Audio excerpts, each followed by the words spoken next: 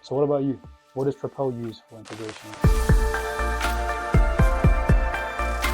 It's interesting because we ended up stumbling, kind of figuring out as we went. So we initially started off with a company called Brevo. It was free. There was a free package. We had set up a rudimentary landing page, and the landing page grabbed email addresses, and that would be pulled into Brevo, where we'd have some very, very simplistic automated emails that would be sent out. It had its limitations. There was limited integrations. We had limited ability to mess around with APIs and webhooks, different trigger points, a separate email to be sent based on if someone clicked a specific area or whatever. And it was quite difficult to grow. We were experiencing growing pains with a subpar CRM, should we say. And that's when we moved over to HubSpot. You almost go through this weird phase where you outgrow the simplistic operations, and then almost now you have something that's super expensive and feels super clunky, until finally one day you realize we're so glad that we came to HubSpot, because we grew into some of the features that HubSpot allowed us to do. It was a steep learning curve for all those HubSpot